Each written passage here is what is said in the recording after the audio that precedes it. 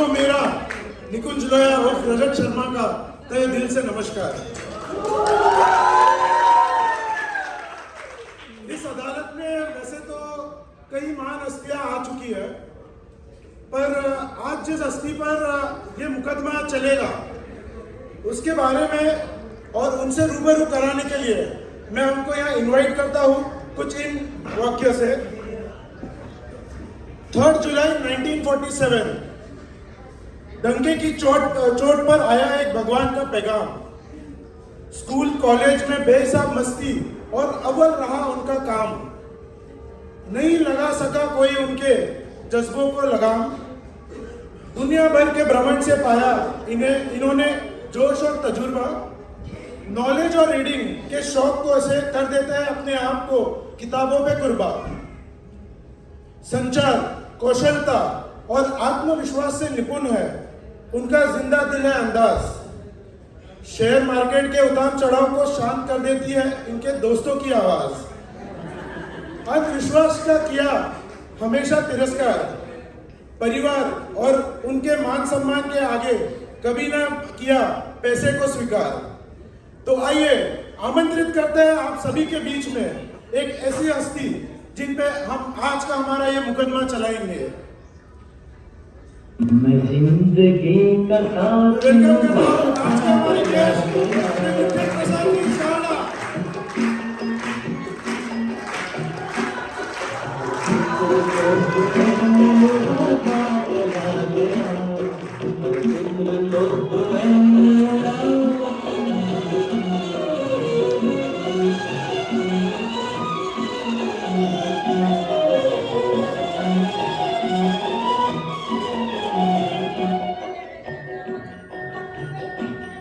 बर्बादियों का साग लगाना मंजूर था।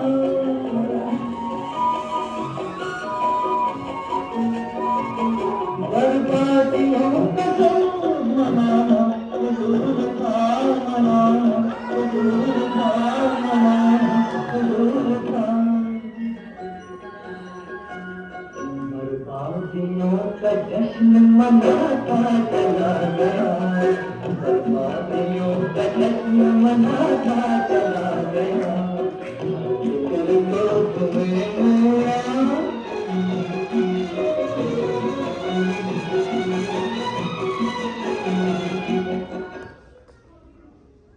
जी हाँ, आज का हमारा ये मुकदमा रहेगा श्री विठल प्रसाद जी साड़ा के ऊपर, जो आज हमारे साथ अपना 75वां 75th बर्थडे सेलिब्रेट करने आए हुए हैं।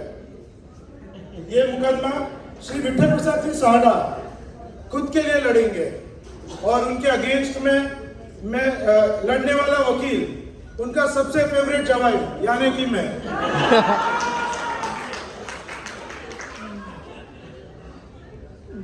मैं आप सबको बता दूं, किसी भी आरोप पर आपको लगता है, जैसे आपको मैंने बताया दादाजी अपना केस खुद लड़ रहे हैं, तो किसी भी आरोप पर अगर आपको लगता है कि आप अपनी गवाही में दादाजी मौजूद जनता में से किसी को भी आप कटघरे में बुला सकते हैं और जज की अनुमति से आप आपका केस आगे रख सकते हैं।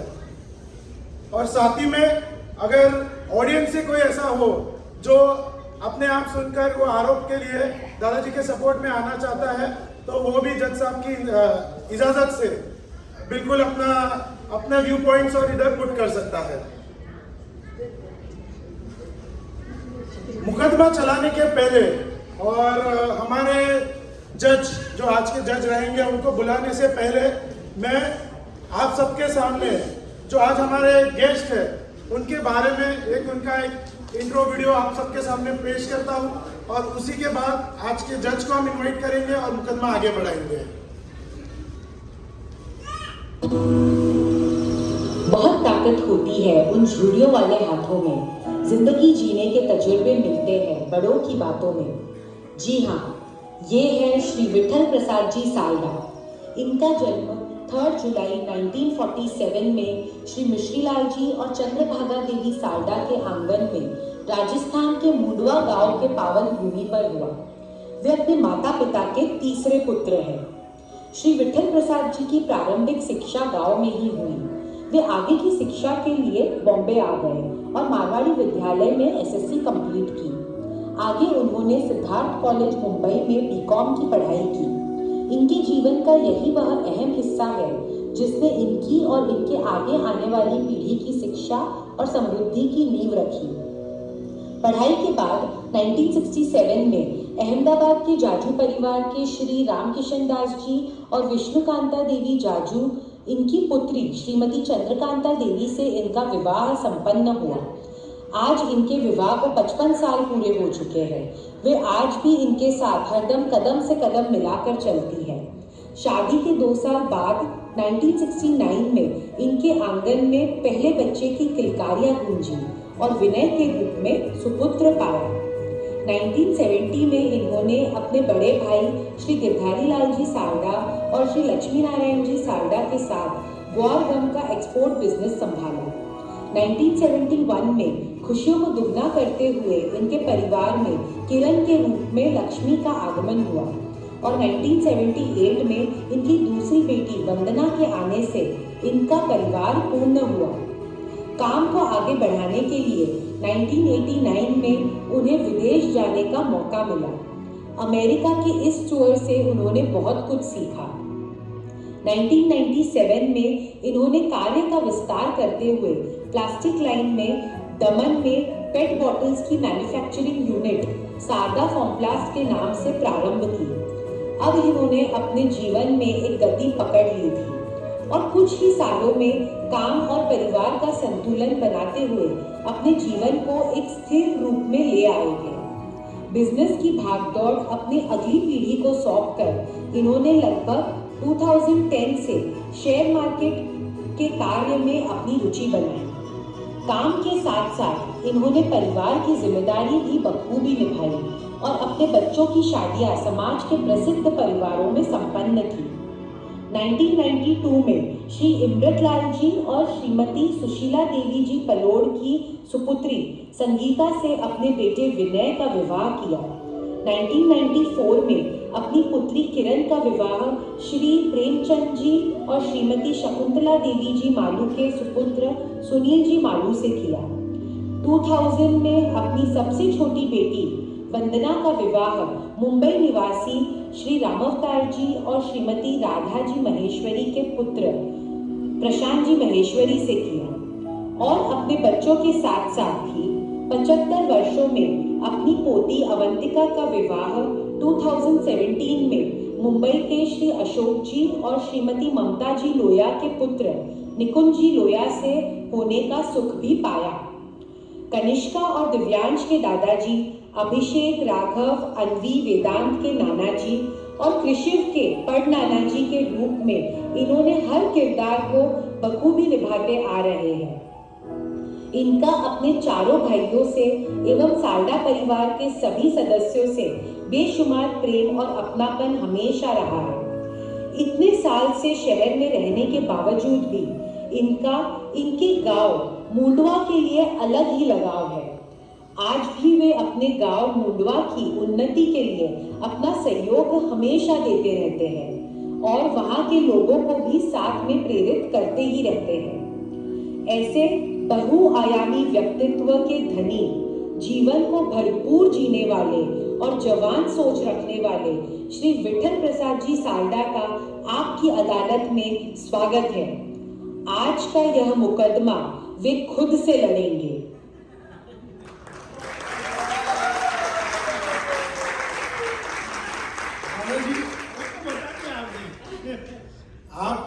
आपकी अदालत में बहुत स्वागत है और आप बुलाते हैं आज के हमारे जज। इस अदालत के हमारे जज हमारे गेस्ट के बड़े भाई सारडा परिवार के मुखिया, जिन्होंने हमारे आज के गेस्ट हैं उनकी लाइफ पूरी देखी हुई है। तो मुझे ऐसा लगता है कि इनसे अच्छा गेस्ट और जज आज कोई हो ही नहीं सकता है। जी हाँ, मैं आमंत्रित करता हूँ आपकी अदालत में आज के जज हमारे दादाजी सम्मान्य श्री गिरधारी लाल जी सारडा को।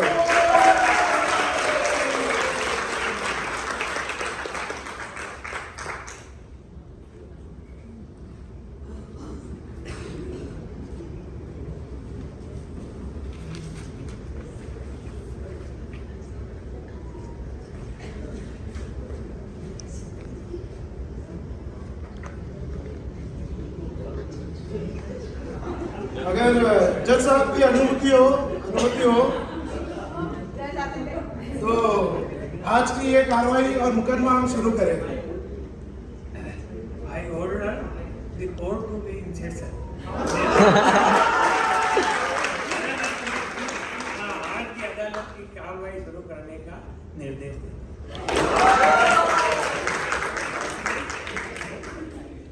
तो आइए शुरू करते हैं मुकदमा का सिलसिला और आप सब गवाह बनेंगे इस मुकदमे के। मैं चाहूंगा कि अब दादाजी को भी माइक दे दिया जाए क्योंकि अब वो उनका केस खुद लड़ेंगे।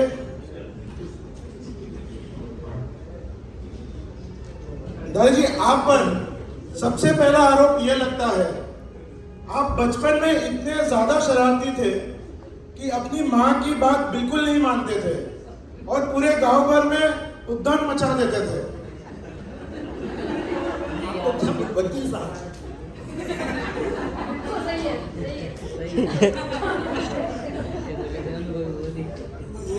वकील साहब, बच्चे तो शरारती होते ही हैं, पर मैं पूरे गांव में उधर नहीं बचाता, सिर्फ गली में।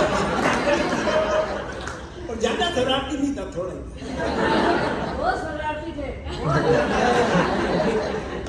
अब मेरे भाभी को तो सही मालूम है कि मैं तो छोटा। अभी मैं आप बोल रहे थे मेरी माँ की बात तो हमेशा ही मानता था।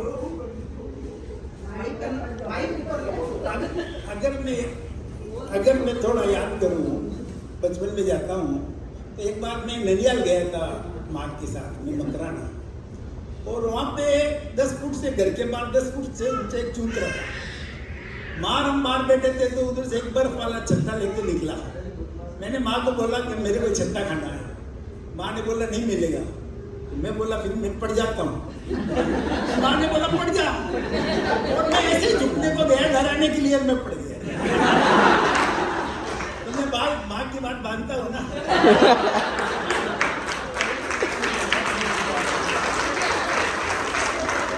मैं जाता हूँ बचपन में एक इंसिडेंस और याद आता है कि मैंने एक बार 2 रुपए चुरा लिए।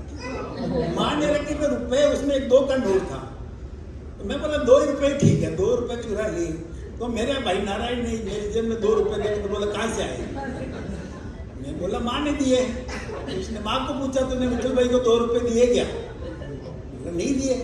माँ ने जाके देखा आज ही रुपए रखे थे तो 2 का नोट नहीं था। तो मैंने बोला, मेरे को बोला तूने चोरी की है? पहले तो मैंने बोला नहीं। फिर माँ ने बहुत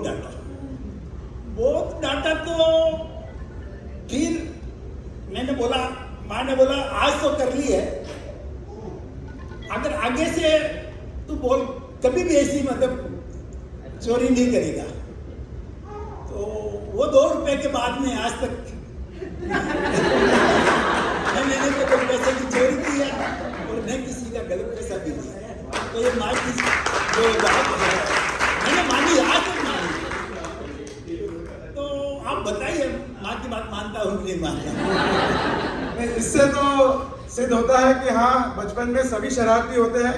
वैसे ही हमारे दादाजी भी थे, बट जो इल्जाम इन पे लगा था कि माँ की बात नहीं मानते, वो दादाजी ने बखूबी बताया है इस बारे में कि हाँ वो माँ की बात मानते थे और उसी को उन्हें अपने लाइफ का उसूल बना के, और आज भी वो अपनी माँ की बात जो उनके उस समय की हुई थी आज भी उसे वो निभा रहे हैं।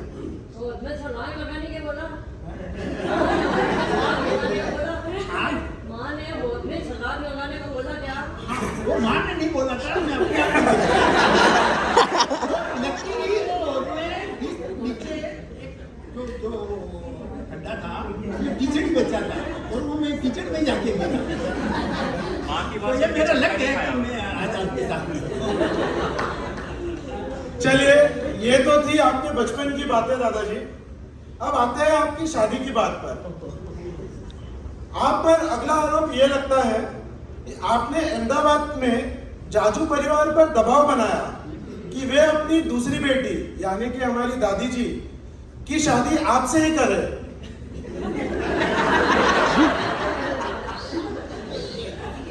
देखो अभी का जमाना आपका और है और जब वो जमाना और था।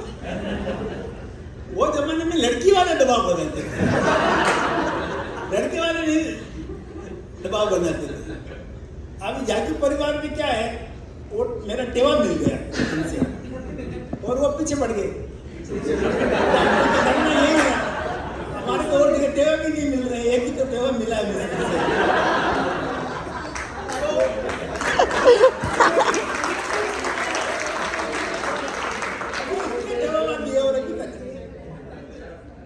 हुआ क्या, फिर मैं भी तैयार हो गया।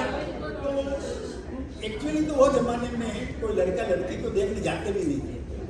शादी के बाद में मतलब क्या है कि वो जो हस्बैंड है अपनी वाइफ को देख पाता था और उसको मालूम पड़ता था कि उसका लक कैसा है।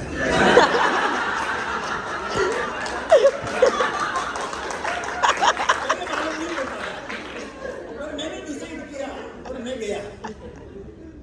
गया तो माँ भी थी, पिताजी भी थे और भी हमारे अंकल वगैरह थे। तो मैंने कहा ये तो थोड़ी हाइट में, तो मैंने तो बोला मैं तो नहीं करने वाला। फिर मेरे को थोड़े टाइम के बाद में बड़ों ने समझाया, देखो परिवार बहुत अच्छा है, सब लोगों से मालूम कर लिया, लड़की भी अच्छी है। तो फिर दबाव थोड़ा मेरे पे पड़ा तो मैंने भी हाँ भर दी। तो वो हाँ भरने के बाद में मैं देख रहा हूँ आज तक जो मेरी जिंदगी इसके साथ है ठीक चल रही है। वो तो रामायण की चौपाई याद आ रही है, मात पिता प्रभु गुरु की वाणी, विनय विचार करे शुभ जानी। तो मेरे लिए शुभ है। कभी कभी थोड़ा हो जाता है, छोटी छोटी बातों में। इसकी कोई बड़ी फरमाइश आज तक नहीं हुई। आज तक इसने मेरे को कुछ ऐसा कोई बड़ी फरमाइश नहीं कि मेरे को ये चाहिए वो चाहिए, आज तक नहीं। पर छोटी छोटी बातों में क्या है, 2 चाय पीने के बाद मैं तीसरी की डिमांड करता हूँ तो जल्दी से नहीं मिलती है। खाना कम खाया तो सुनने को पड़ती है। ताश खेलने के टाइम इनको पहले मालूम पड़ जाता है, तो अपने आप सोल्यूशन भी निकलता है उन बातों में। ठीक है, वाह दादाजी, इतनी सच्चे भाव से आपने ये बात बताई है। इसी बात पे हम चाहेंगे कि हमारी प्यारी दादी जी यहाँ स्टेज पर आए और दादाजी आप उनके लिए जो गाना हमेशा से गाते हैं, 100 साल पहले मुझे तुमसे प्यार था, वो एक बार हो जाए, इससे मैं ही क्या हम सबको प्रूव हो जाएगा कि ये जो इल्जाम लगा था वो गलत है। तो दादी जी जाओ।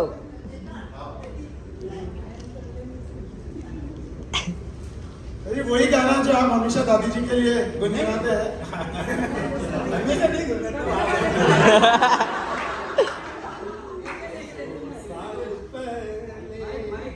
मुझे तुमसे प्यार था, दुनिया पे प्यार था, आज भी है तुम रूठा ना जाती है, तुम हंसती रहती हो, पर बिजली चलती है।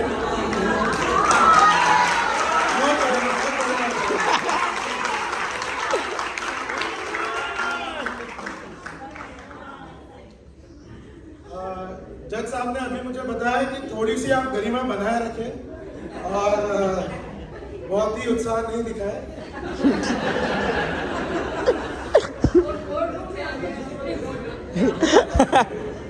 जूता पकड़ लेती है मेरा।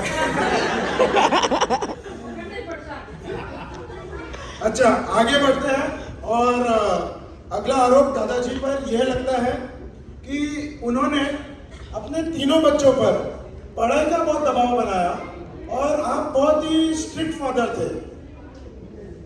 एक्चुअली दबाव बना तो मुझे किसी पे भी नहीं आता। तो मेरे को बच्चों को डांटना भी नहीं आता था। मैं डांटता तो भी हंसते हुए डांटता था, पर बच्चे अपने आप डरते थे। उनको कुछ चाहिए थे तो अपनी मम्मी से ही बोलते थे कि आप पापा को ये बोलो ना। जबकि मैंने कभी बच्चों को आज तक नहीं डांटा है। तो मैंने कभी दबाव नहीं बनाया, आप चाहो तो बच्चे यही हैं, आप पूछ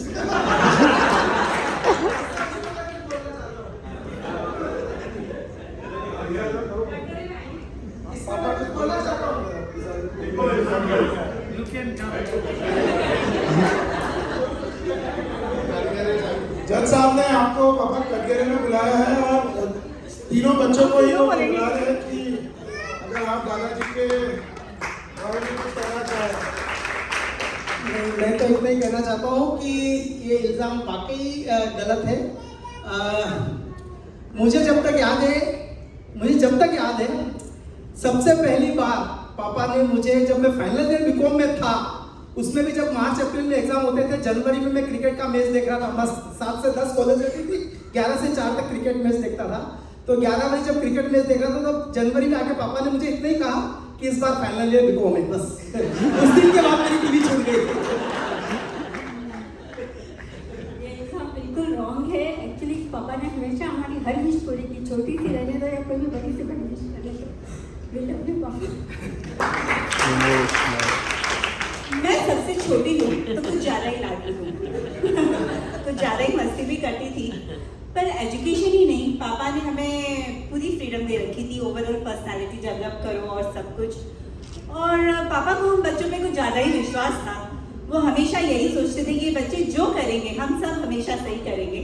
और हमने भी पूरी कोशिश की पापा का ये विश्वास बनाए रखने के लिए, क्योंकि उन्होंने कुछ ज़्यादा ही हमें फ्रीडम दे रखी थी। तो ये तो 1% भी पापा पे लागू नहीं होता है ये इल्ज़ाम।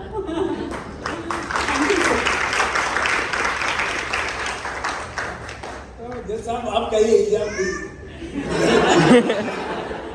इल्जाम तो बाद में जज साहब सुनाएंगे कि आप दादाजी इल्जाम से मुक्त हुए कि नहीं, ऐसा।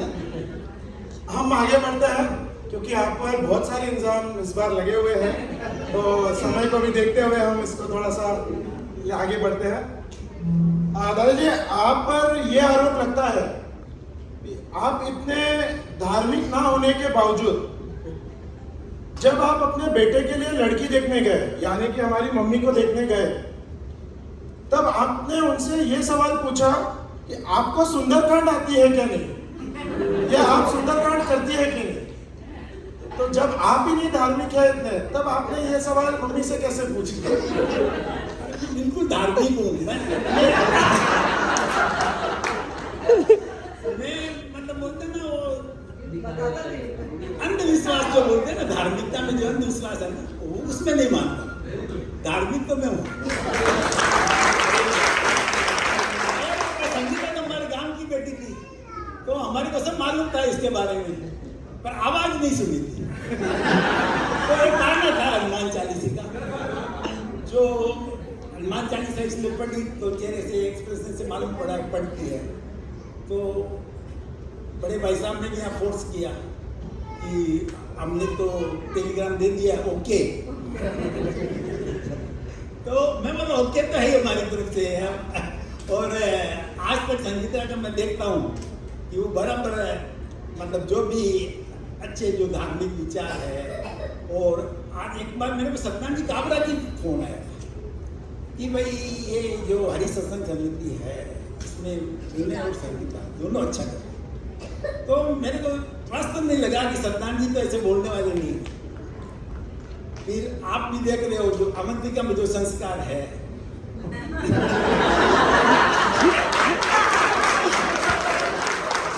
वो अवंतिका में चार डिस्ट्रिक्ट की जूनियर क्या बोलते हैं उसको लॉयर्स क्लब की प्रेसिडेंट हो गई। तो कितना वो मतलब समाज के लिए अभिषेक कर रही है, कितना हमने एक्सपेक्टेड नहीं, हमने तो बिल्कुल भी नहीं सोचा था। पर आपके नाना जी के पास ओम प्रकाश जी के साथ इसका जो वहाँ पे जो ये जो हाँ हुआ समझो, ये लॉयर्स क्लब में वगैरह में सही देना तो बहुत अच्छी बात है।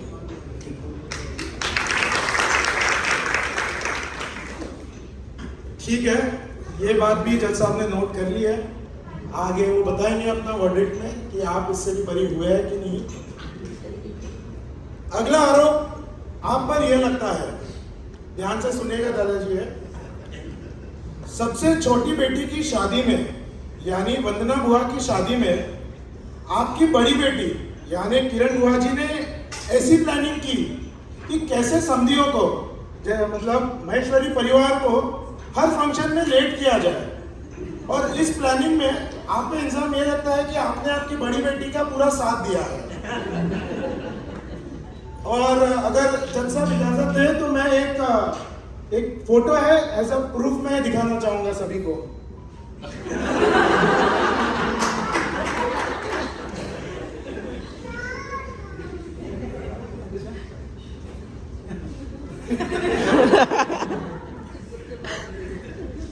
एक्चुअली देखो, आपने इतने 2-3 एग्जाम में तो शब्दों की हेराफेरी की, अब आपने फोटो भी दे रहा है।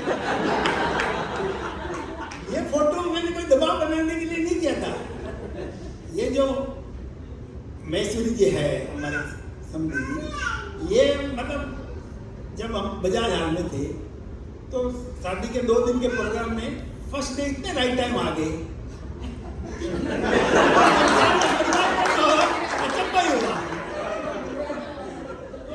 दूसरे दिन जो था तोरण सामेला, वो तो उस दिन हमारे ही था तो हमको कुछ लगा नहीं। दूसरे दिन जो तोरण सामेला का था प्रोग्राम शाम को 5 बजे, तो हम समझे 1-8 घंटे तो लेट होंगे ही। और हम तो हमारे हिसाब से तैयार हो रहे थे कि हमारे दोस्त का फोन आया। हमारे दोस्त का फोन आया कि बारात तो आ रही है। अरे मैं बोला मैं कभी बजाज हाल में हूँ। तो ऐसा करो, मैंने उनको समझाया जो बाजे वाले हैं ना, आवाज नहीं करके उनको देखते जाओ और ऐसा इशारा करते जाओ। तो वो आगे नहीं बढ़े और तब तक मैं पहुंच जाता हूँ। पर हमारे साथ ही काम मारने वाले थे और रोजना के दादाजी तो इनसे भी आगे पंक्चुअल। तो जब ये गेट में घुसने लगे, लकीली वो टाइम में पहुंच गए और मैं साइड से गेट में घुस के पधारो साहब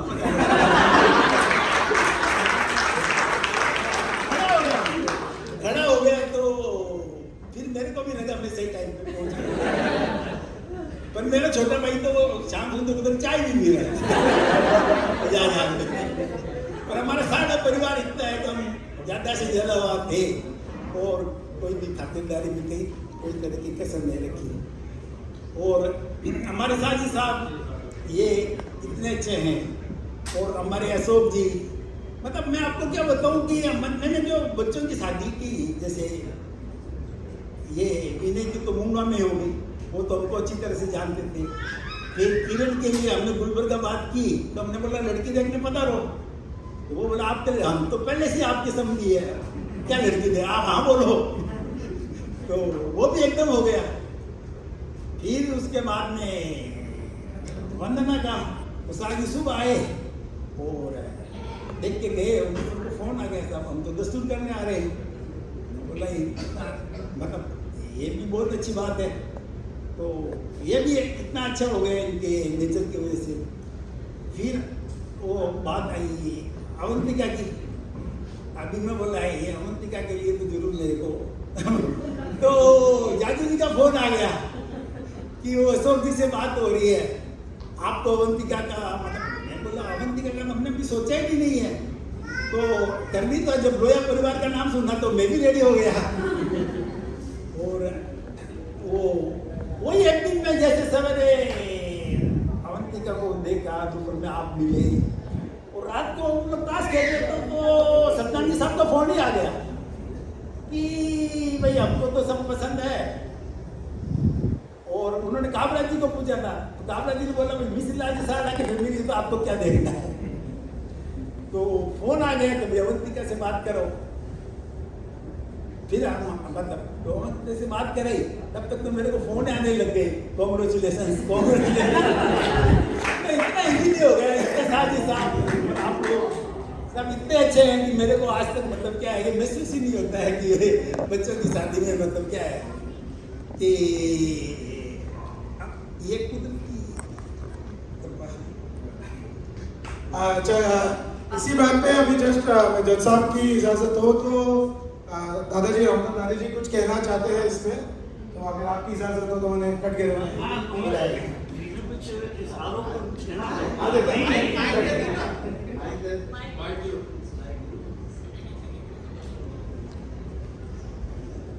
कि जय महोदय, ये जो आरोप लगाया है श्री विठल प्रसाद जी सारदा पर कि उन्होंने ऐसा हमको लेख करने की कोशिश की, ऐसा प्रयास किया, पर ये बिल्कुल सत्य से परे और एकदम निराधार है।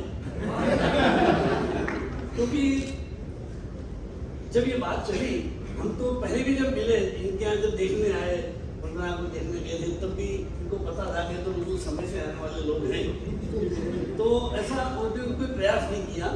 और ये बात भी सही है कि मैं तो उसका चश्मदीद हूँ, तो मैंने इनसे एक निवेदन जरूर किया था कि भाई हम लोग, हमारी परिवार में 2-3 पीढ़ी से हम लोग बहुत समय की मान्यता को बहुत महत्व देते हैं, बहुत पंचुअल है, तो आप जहाँ तक हो सके हमें सहयोग करें और सारे कार्यक्रम विवाह में समय पर हो।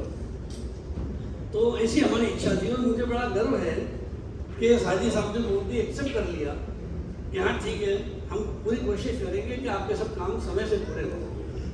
क्योंकि अधिकतर क्या होता है कि जब फेरे का समय होता है वो मोस्टली शादियों में टल जाता है और समय की कोई पाबंदी नहीं होती, और इसलिए मैंने उनसे कहा था, बाकी कोई मांग या कोई फरमाइश या ऐसा कुछ भी नहीं था। और मैं एक बात और बोलना चाहता हूँ, यहाँ पे जितने भी अदालत में लोग मौजूद हैं, कि स्वयं श्री विठल प्रसाद जी सारदा और पूरा सारदा परिवार इतना शालीन और इतना व्यवहार कुशल और मधुर संबंध रखने वाला है कि मुझे गर्व है कि और हमारा परिवार भी इस पर बहुत सराहना और प्रसन्नता रखता है। तो ऐसे परिवार से ऐसी कोई साजिश या ऐसी कोई चीज हो सके, ये संभव नहीं।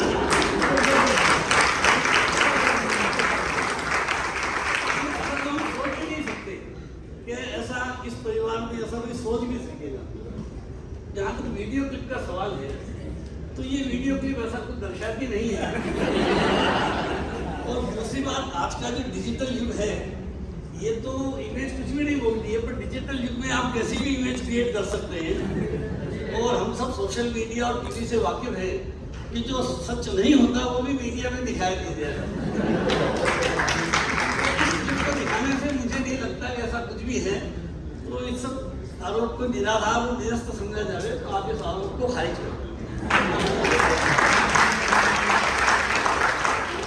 अंत में हमने श्री विठल दास जी के लिए आज उनके जन्म दिवस पर यही कामना करता हूँ भगवान से कि उनका जीवन, पूरा जीवन बहुत स्वस्थ और सुखपूर्वक जीवन बीते, बस यही परमात्मा से कामना।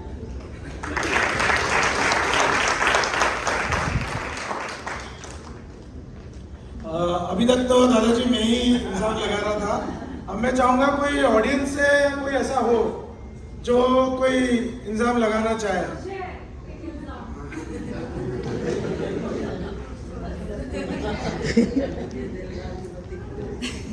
दादाजी, जब आपके सर पे बाल नहीं है तो फिर आप इतनी दिन के इतने घंटे कांच के सामने अपने जेब में हमेशा एक कंघी क्यों रखते हैं? आप करते क्या है? बाल है तो कंघी रखनी पड़ती है। अब मैंने कोर्ट में एक प्रूफ सबमिट किया है, वो प्लीज दिखाया जाए।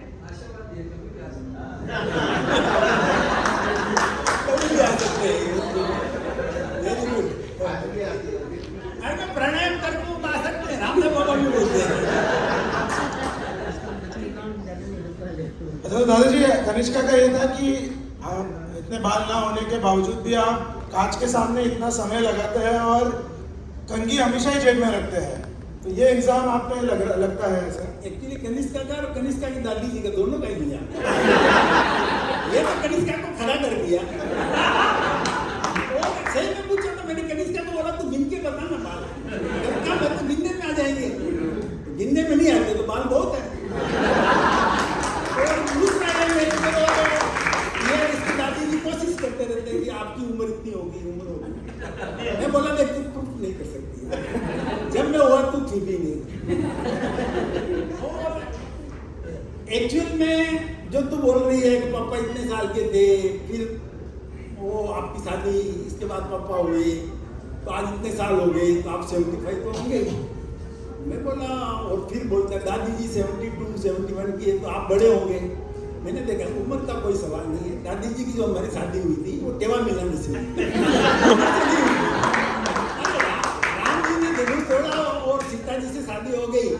जी ने पूछा था क्या उम्र है, नहीं पूछा था। बिल्कुल ही हमने सबने वीडियो में भी देखा कि दादाजी का जो एक वो यूथ वाला जो लुक था, तो वो जो दादाजी आपका जो स्टाइल स्टेटमेंट रहा है ये, वो पहले भी था और आज भी बरकरार अरे है। आपने देखा, मेरा तो पहले देवानंद स्टाइल शादी से पहले था, शादी के बाद में बाल उठते गए, इसका दोष नहीं है। मैं शेप नहीं लगाता था फैशन की वजह से, तो आज इतने रह गए, अभी भी है। चलिए, तो ये हुई कुछ ऑडियंस से भी कुछ इंसान आ गए। अब दादाजी आते हैं आपके दोस्तों पर। हाँ। आप पर अगला आरोप यह है कि आप अपने दोस्तों के साथ ऋषिकेश जाते हैं और दादी जी को साथ में नहीं लेके जाते, जबकि दादी जी को भगवान में इतनी श्रद्धा है। दादी जी बहुत श्रद्धा भगवान है, तो मैंने इनको चारों धाम करवा दिए और हिंदुस्तान के बड़े बड़े जितने भी फेमस मंदिर है सब करवा दिए, पर इनकी भूख जाती ही नहीं। हो गया।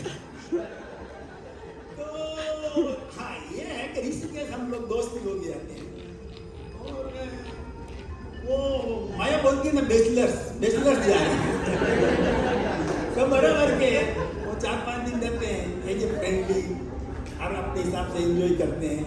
और हम लोग जो रहते हैं ना, वो जो प्लेट है मुंद्रा जी का, वो पहाड़ी एरिया में, और दादी जी को रहना पड़ता है स्वर्गाश्रम, नदी के वो साइड में है, तो इनको साथ लेके जाएगा, हमारा तो टाइम उसी में चला जाएगा। तो ये भी समझती है कि हाँ, ये ट्रिप में साथ नहीं लेके जाते हैं, बाकी हमेशा साथ लेके जाते हैं। आ जाइए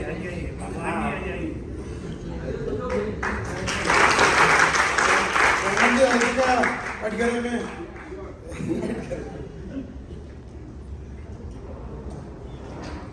जैसा ये जो सायरा जी पे इल्जाम लगा है, ये सरासर गलत है। बेसिकली क्या है कि अब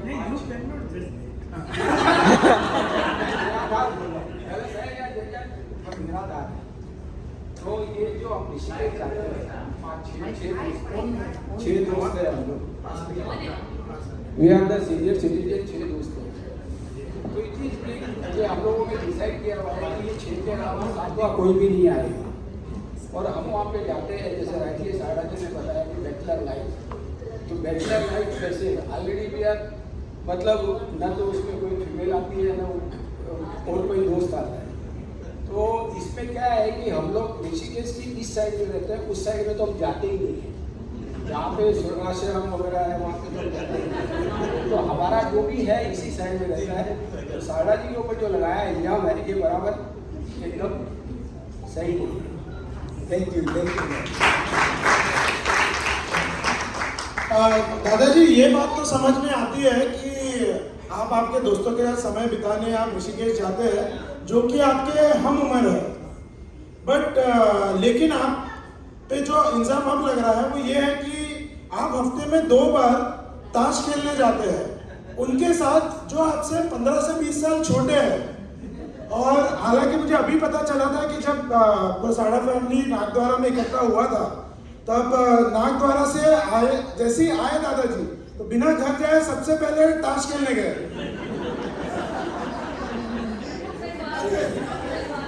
ये बात सही है। देखो, पहले तो आपने बोला कि दोस्त 15-20 साल छोटे हैं आपसे, एक तो छोटा मैं हूँ, हमारे सबसे छोटे रूम जीका है,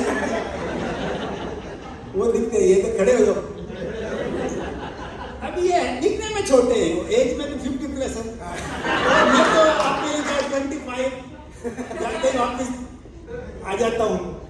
तो दिल से तो एक्चुअली फीलिंग से तो मैं हुई नहीं इनके बराबर एज का, छोटा हूँ, तो इतने साथ रहे हुए हैं, तो हमको वो एज लगती नहीं है खास देर के बाद। तो ये हाँ, खास जरूर सो गए, हफ्ते में 2 बार खेलते हैं। और आज से नहीं, वो पहले मैं गाँव जाता था, तो वहाँ दोस्तों के साथ छुट्टियों में खूब ताश खेलते थे। फिर काल भदई में रहे, तो वो भी पूरा अलग ग्रुप था। अभी इनके 25 साल से हम लोग ताश खेलते हैं, और हमको एज की फीलिंग नहीं होती है, और एक्चुअली हम एंजॉय करते हैं। टास्क का कंसंट्रेशन भी रहता है और मिलना भी हो जाता है, बातचीत भी होती है, एक दूसरे से हंसी मजाक भी हो जाती है और बड़ा अच्छा लगता है। टास्क वो सारा परिवार पूरा पूरा टास्क खेलने की सोचते एक नहीं जब जाओ रात को ये तो 3 बजे आते हैं और मैं 3 बजे आऊँ तो मेरी वाइफ उठ जाती है और मेरे को तो 2 बजे पहुँचना पड़ता है। तो ये तो मेरे पे अकेले बनी है पूरा सारा परिवार। ये बात तो सही है दादाजी आपकी। जब मैं भी सबसे पहले शादी के बाद मिलने भी आया था तो मैंने भी पूरी फैमिली को सैटरडे नाइट ताश के गैदरिंग में ही मिला था। अभी देखिए, अभी हम नागदा से आए, वो उस दिन रविवार था, रविवार को सुबह की फ्लाइट नहीं थी, फ्लाइट दोपहर में थी। तो हम लोगों ने पहले से डिसाइड करा था भाई फ्लाइट राइट टाइम होगी तो मैं तो कोशिश करूँगा। तो एयरपोर्ट पे मैंने क्या है, मेरे बॉम्बे एयरपोर्ट पे सूटकेस में से थैली निकाली तो भाभी जी पकड़ लिया तो बाबू आपके आते पहले तो थैली नहीं थी। तो मैं बोला देखो ये प्रसाद की थैली है और मैं भगवान जी के जा रहा हूँ, सब दोस्त मिलेंगे तो सबको प्रसाद दूंगा और फिर ताश भी खेल दूंगा। वो बोला ये बोले ना ताश खेलने जा रहे हो। तो ये एग्जाम आपका सही है, मैं डायरेक्ट एयरपोर्ट से गया था सूटकेस इनके साथ जज साहब अगर आपके मुझे तो अंकल कुछ कहना चाहेंगे। मुझे लगता है कि भाई साहब को काफ़ी देर से घेर के रखा है और उनको लगेगा कि दोस्तों का क्या मतलब जब कोई सपोर्ट ही नहीं करने को आएगा। और इस चक्कर में बर्थडे की विशेष हम देना भूल गए। तो मिलोड मैं चाहता हूँ कि कुछ मेरे पक्ष की बात मैं अपने रखूँ और मैं अपने वकील साहब को आड़े हाथों लेना चाहता हूँ, इस तरह के आरोप न लगाए। सबसे पहले तो आपको जन्मदिन के लिए पूरी जो टीम बैठी है पूरा जमावड़ा ताश वाले ग्रुप का है उनकी तरफ से कि सोचा आज आपको क्या खास भेजूं, सोचा आज आपको इस 75th बर्थडे पे क्या खास भेजूं, आप जैसे खास को किताब क्या भेजूं, कोई फूल है तो मुझे मालूम नहीं, अरे जो खुद गुलदस्ता है उसे गुलाब क्या भेजूं, जो खुद गुलदस्ता है उसे। आरोप लगा है उम्र का कि छोटे उम्र के बच्चों से लोगों से आप दोस्ती करते हैं। तो ये समय तो सिर्फ भाई साहब के लिए एक आंकड़ा रहा है, कभी उम्र रही नहीं है कि ये उम्र होती है। और यदि जज साहब की अनुमति हो तो कुछ 4 लाइन अंग्रेजी में मेरे को इसकी बात याद आती है और वो बात भाई साहब की है, शब्द भाई साहब के हैं, खाली मेरी आवाज है कि उम्र के बारे में क्या अंदाज है।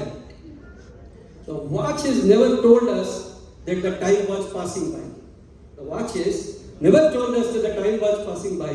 The calendar has never made us feel that so many years have passed. When we look at each other, we feel that we have just started together. When we look at each other, we feel that we have just started together. It is only when we look at our grandchildren, I feel that it has been 75 years birthday I am celebrating today. Only when we look at grandchildren, otherwise, बोलते ना कोई बोलते भूतपूर्व जवान है, भाई साहब तो अभूतपूर्व जवान है, भूतपूर्व ही नहीं है। और बात जो आई खास मुद्दे की, इंग्लिश के बाद में हिंदी की 4 लाइन समझे गलती में कहा, मैं इजाजत पत्र में इन 4 लाइनों के साथ में कहना चाहूँगा कि जो दोस्ती की बात आई है, तो जज साहब मैं कहूँगा कि वकील साहब के ये आरोप बेबुनियाद और जाली है, बेबुनियाद और जाली है, क्योंकि हमारे भाई साहब की जो है खुश मिजाजी की अदा ही निराली है, भाई साहब के खुश मिजाज की अदा ही निराली है। इनके चेहरे पर चमक और गालों पर लाली है, इनके चेहरे पर चमक और गालों पर लाली है। ये अपने से कम उम्र के दोस्तों की बगिया के माली है, अपने से कम उम्र के दोस्त के बगिया के माली है। उम्र भले 75 की हो पर आदत 25 की डाली है, उम्र भले 75 की हो पर आदत 25 की डाली है। इसलिए ये आरोप नहीं है, ये अपनत्व है, ये अभिमान है, ये अपनापन है, ये अनुशासन है, ये आशीर्वाद है, ये प्रतिम है, असामान्य है, साधारण है, क्या नहीं है, ये क्वालिटी है। मैं तो वकील साहब को भी सलाह दूंगा कि आप भी ऐसी क्वालिटी को अपनावे ताकि सब लोग खुश रहें। जी आपने तो मेरे दिल की बात एकदम सही था रही नहीं है, मजा आया। ये तो ही दोस्तों की बातें दादाजी, और दोस्तों पर इल्जाम में तो आपको जीतना ही था, क्योंकि कोई भी इल्जाम ऐसे नहीं होते जो दोस्तों के सामने टिक सकते हैं। अब जो इल्जाम आप पे लगाते हैं वो है आपकी लाइफस्टाइल को लेकर के। मैंने भी ये देखा है दादाजी कि आपको बच्चों के साथ मैगी खाना, बाहर की सैंडविचेस खाना, विवेक का डोसा वड़ा पाव हो, या जो भी चाट चटोरी जो भी चीजें हो, रेस्टोरेंट जाना हो, आपको इतना पसंद है। और ये एज में जहाँ आपको आपकी हेल्थ का ध्यान रखना रहता है, तो आप अपनी हेल्थ जो सबसे ज्यादा जरूरी है उसका ध्यान नहीं रखते हैं और ये सारी चीजें खाना आप पसंद करते हैं। हाँ बिल्कुल पसंद करता हूँ। ये तो आपका इल्जाम सही है, इल्जाम नहीं होना चाहिए। ये मतलब जैसे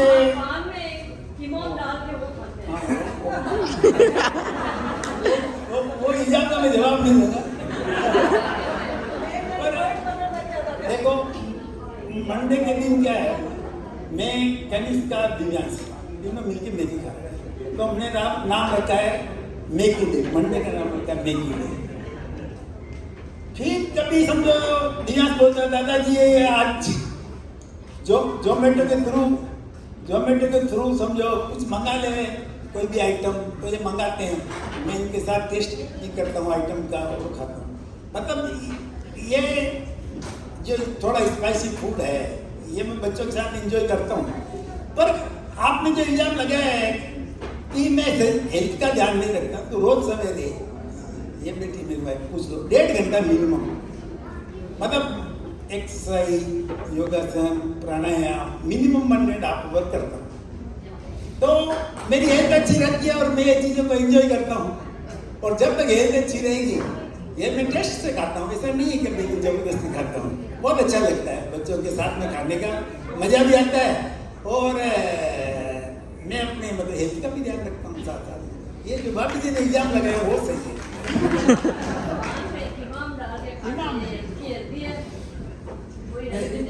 आप दादाजी को देखकर हम सब बोल सकते हैं कि दादाजी उतने ही फिट एंड फाइन है, और एकदम फिट एंड फाइन हो। और आपने टैग भी वैसे ही लगाया। हाँ, टैग भी वही लगा है कि he is celebrating his 25 years for the 3rd time and not the 75 years.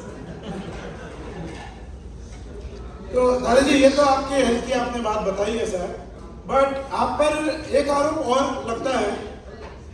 आज जब गैम्बलिंग और बेटिंग को अच्छा नहीं माना जाता है, तो आप अपने पोते दिव्यांश के साथ आईपीएल मैच में बैटिंग करते हैं।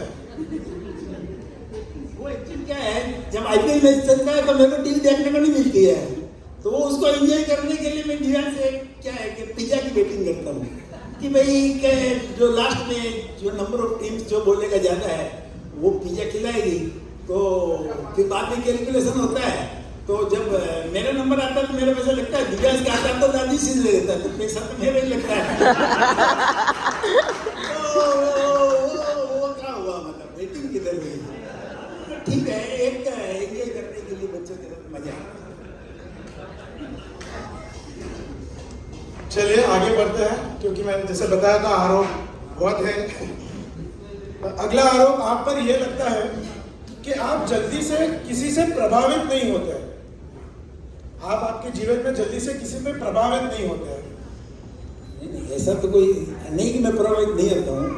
मैं मेरे मतलब फादर मदर से शुरू से बहुत प्रभावित रहा, और उन्होंने जो किया समाज के लिए मेरे फादर ने किया।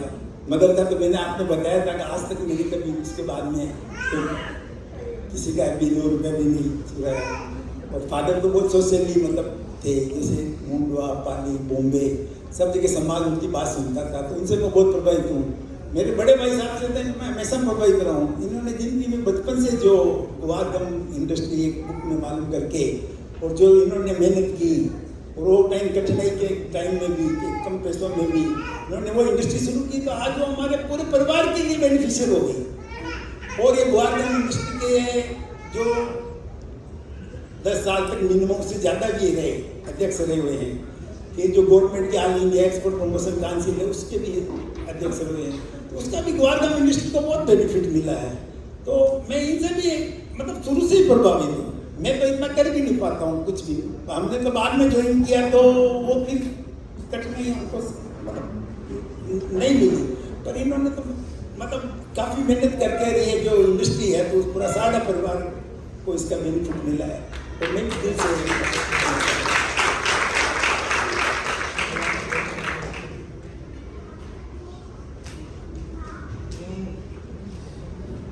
बिल्कुल जो दादाजी आपने पॉइंट्स बताया कि आपके लाइफ में भी ये है, और हम सबको भी ये लगता है कि आज हम भी आपसे जो आपकी हमने पूरी जीवन शैली देखी उससे हम सब भी आज बहुत प्रभावित है, आपसे भी। तो मैं काफ़ी लोगों से प्रभावित हूँ, मैं मेरे दोस्तों से बहुत प्रभावित हूँ। सब में एक क्वालिटी है। तो हमारे साथी लोग बैठे हैं, अभी आप बोलोगे फिर लेट है तो बहुत अच्छा लगता है सबके साथ। ये हुई दादाजी सारी आपकी बातें। दूसरी बातें बच्चों के आपने बताया कि कैसे इम्पोर्टेंस है ये है। आज आते हैं अपन आज के आखिरी एग्जाम पर आप पर। एक तरफ दादाजी आप बता रहे थे कि परिवार इतना जरूरी है, बच्चे इतने आपके लिए इम्पोर्टेंट है और ये है, पर आप जो आपकी लाइफ में डोनेशंस करते हैं उसकी जानकारी आप जल्दी से परिवार में किसी को पता चलने नहीं देते। तो ये एग्जाम आप पे जो है आज आखिरी लग रहा है ऐसा। देखो जो फिलैंथ्रोपी करते हैं, वैसे तो गांधी जी के वो बहुत सुंदर भजन है, वैष्णव जन को देने के लिए जो पीड़ पराई जोवे रे, पर दुखे उपकार करे तो मन अभिमान न होए। तो ये मन में अभिमान नहीं आवे कोई भी तरह का, तो जो भी करते हैं वो ठीक है, मतलब जहाँ तक हो सके मालूम नहीं पड़ता है, पर जो ये करना अच्छा लगता है। मतलब भगवान ने ये भावना दी है तो ये अलग अलग रूप में मतलब करते रहते हैं। और उसके लिए हमने एक सही में पूछो तो पहले होता भी नहीं था, इतना चाहते हुए भी नहीं होता था। तो इन्होंने ने एक फार्मूला बताया कि जो भी हम साल में खर्चा करते हैं, और तो कोई समझो शादी का खर्चा भी आ गया, सब कुछ आ गया, तो मिनिमम 10% उसमें से निकाल के अलग रख देते हैं। तो अलग रखने से क्या वो हमारे सामने दिखता है कि इसको तो अब हाथ लगा नहीं सकते, तो पैसा हमको कहीं ना कहीं मतलब क्या है कि फिलैंथ्रोपी में खर्च करना ही है। तो फिर हमको क्या है कि जब ये शुरू कर दिया तो अब हमको क्या है कि धीरे धीरे और रुपये को अच्छे काम में लगे तो हमको ढूंढना पड़ता है। जैसे बॉम्बे में कोई डॉक्टर मिल गया, उसको बोला भाई आप एक डायरी रख दो, जो भी पेशेंट आवे और कोई दवाई का पैसा नहीं देवे तो आप हमारे अकाउंट में रख दो। गांव में 5-7 जो ग्राम में ग्रुप है जो सेवाभावी है, तो उनके थ्रू बहुत कुछ करने को मिलता है। तो अब क्या हो गया कि ये जो प्रिंसिपल जो अपनाया है कि मिनिमम 10%, फिर धीरे धीरे इसको बढ़ाते हैं, अभी 17-18% पे आ गए समझो। तो कहने का मतलब क्या है कि जब हमको भगवान ने हम पर इतनी कृपा की है, तो ये समाज के निडी लोगों में थोड़ा हमारा सहयोग कैसे हो सकता है तो किसी के हिसाब से पूरी कोशिश करते हैं और सबको करना चाहिए। दादाजी ये जो मैसेज आपने अभी दिया है, ये आज हम यहाँ पे भी बहुत सारे, मैं देख रहा हूँ कि पीछे हम यूथ सब बैठे हुए हैं, तो ये युवा पीढ़ी के लिए भी एक बहुत सीखने की चीज़ है, जो कैसे अपने अर्निंग्स को हम डोनेशंस और उसका पार्ट बना सकते हैं। तो दादी थैंक यू वो मैसेज के लिए। और आपको इस इल्ज़ाम से तो बिल्कुल बरी किया जाता है, क्योंकि एक गुप्त सूत्र से जो अभी मेरे पास एक ऑडियो आया है वो मैं आप सबको सुनाना चाहूँगा। हालांकि ये जो गुप्त सूत्र है ये दादाजी आप नहीं चाहते कि ये ऑडियो किसी को सुनाए, हालांकि हमारे पास उसका वीडियो भी था, बट कुछ टेक्निकल रीजन से हम वो मुझे पास आया है सूत्र से कि हम वो वीडियो नहीं दिखा पा रहे, बट बिल्कुल हम वो ऑडियो सुनाते हैं। तो ये जिससे ये सिद्ध होगा कि इंसानियत जैसी चीज़ जो आपने बताई वो आज भी बरकरार है, और जो तरीके में दादाजी अपने लाइफ में सपोर्ट करते हैं बाहर की दुनिया में, बाहर के अपने लोगों को, वो सभी के लिए एक मिसाल है, सीखने की चीज़ है। और ये उदाहरण जो एक ऑडियो के रूप में सुना रहे हैं That is just an example कि how a small deed can bring a big change to someone's life. तो मैं चाहूँगा कि अगर वो ऑडियो प्ले हो सके.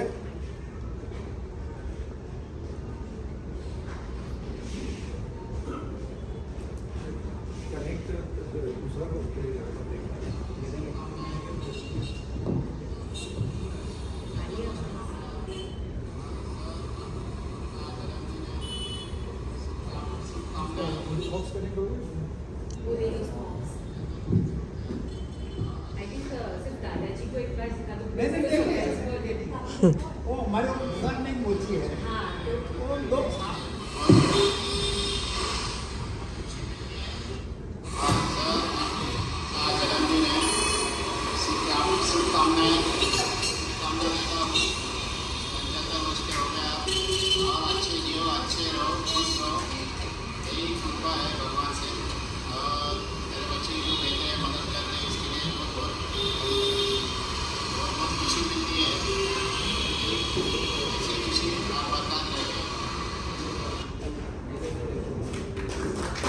एक्चुअली ये हमारे ऑफिस के सामने मोची है सामने साइड में, तो ये अभी कोरोना के टाइम में कुछ इनकम वगैरह उसकी टोटल बंद हो गई थी और ऐसे ही मैं गया था तो पॉलिश कराने के लिए, तो फिर आगे बढ़ा तो ठीक है वो बच्चे की पढ़ाई वढ़ाई के लिए से वो किया है, तो ये आपको कैसे मालूम पड़ गया? मेरे को सरप्राइज है, किसी को भी मालूम नहीं, विनय को भी इतना मालूम नहीं है कि वो उसके बच्चों की फीस का. इसलिए मैंने कहा दादाजी को गुप्त सूत्र से ही मिला था ये चीज़, और हम चाहते थे कि यहाँ पे दिखाए वो चीज़. जैसे दादाजी ने बताया कि ऑफिस के पास में एक कॉबलर है जिसको दादाजी बिना बताए और ये करते हैं, तो ये मेरा मैसेज था जो मैं दादाजी को सबको देना चाहते हैं कि आप हर एक जन कोई छोटी सी चीज़ भी ऐसा कर सकते हैं जिससे किसी के लाइफ में कोई बड़ा चेंज आ सकता है. तो थैंक यू दादाजी ये मैसेज हम सबको देने के लिए और हम सबको गाइड करने के लिए. हमारी आज की कार्रवाई खत्म हुई. अभी फाइनल वर्डिक्ट बचा है दोस्तों, तो मैं जज साहब से निवेदन करूंगा कि वे फाइनल वर्डिक्ट कोर्ट के सामने प्रस्तुत करें.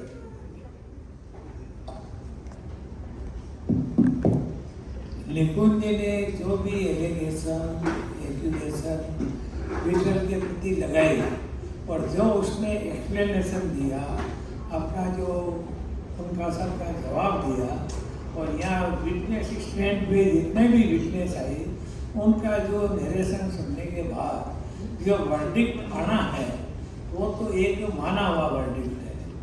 ये स्पष्ट वर्डिक्ट है कि no allegation, no accusation in any ground, so the verdict is that it is not established. परंतु यदि निकुंज की जगह एक बात है कि मैं यदि होता ट्रायल लायर, तो जिसको इनसाइड स्टोरी मालूम है वो रियल एक्यूजेशन लगा सकता था. जैसे एक एक्यूजेशन इसकी भौजाई ने लगाया, भाभी ने लगाया कि ये जर्दा खाते हैं.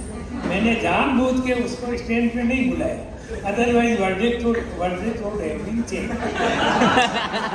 इसलिए जानबूझ के उसको ऑफ द रिकॉर्ड रखो. और दूसरा एक मैं बताता हूँ कि हमारी जैसे मदर को हम कभी माँ नहीं कहते थे, या उसका माँ का उच्चारण किया गया हम उसको भाई कहते थे, और फादर को हमेशा भाई साहब कहते थे.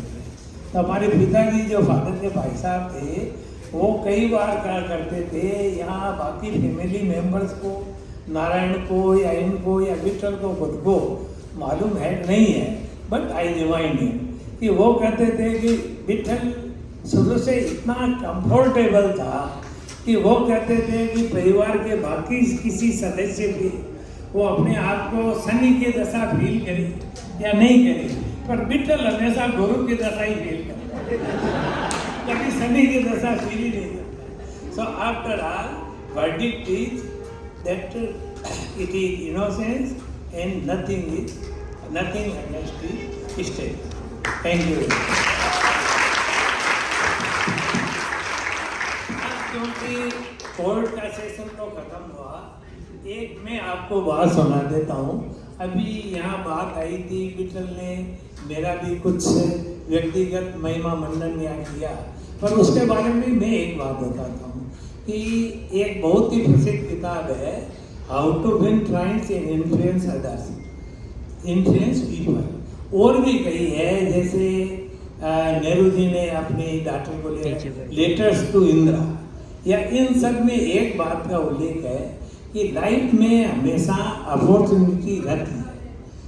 ये इस पर निर्भर करता है कि how much we are prepared to avail it. एक छोटा सा जो कि इसने कहा कि मैं ग्वारगम का अध्यक्ष रहा, लॉयंस क्लब के अध्यक्ष के बाद में ग्वारगम का, उसके साथ साथ ग्वारगम एसोसिएशन का, फिर एक्सपोर्ट प्रमोशन काउंसिल का चेयरमैन रहा, ये सब बातें थी।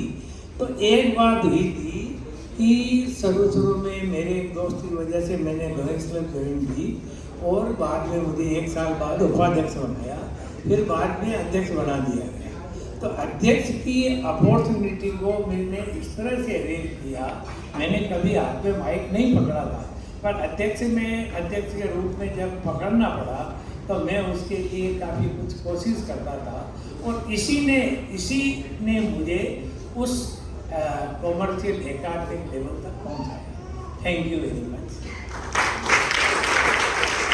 एक बात और है कि यहाँ जितने भी जो है हमारे इष्ट मित्र आए हुए हैं, परिवार के, विठल के दोस्त, हमारे सब संबंधी, उन सभी का मैं जो है हार्दिक अभिनंदन करता हूँ, और परिवार के जितने भी सदस्य हैं सारडा परिवार के, उनके लिए ईश्वर से सभी तरह की शुभाशीष की कामना। धन्यवाद। With this final verdict, आज का ये मुकदमा हम यहीं खत्म करते हैं, और आपकी जीवन शैली को याद करते हुए मैं चाहूंगा कि इस गाने के साथ ये सभा को अब समाप्त करें। रिश्ता दिल से दिल के एतबार का, जिंदा है हमी से नाम प्यार का। रिश्ता दिल से दिल के एतबार का, जिंदा है हमी से नाम प्यार का। कि मर के भी किसी को याद आएंगे, किसी की आंसुओं में मुस्कुराएंगे। कहेगा फूल हर कली से बात, जीना इसी का नाम है। किसी की मुस्कुराहटों पे हो निसार, किसी का दर्द मिल सके तो दे उधार। किसी के वास्ते हो तेरे दिल में प्यार, जीना इसी का नाम है, जीना इसी का नाम है। Thank you all. और अब फिर खाना भी शुरू होगा, और पीछे फोटो सेशन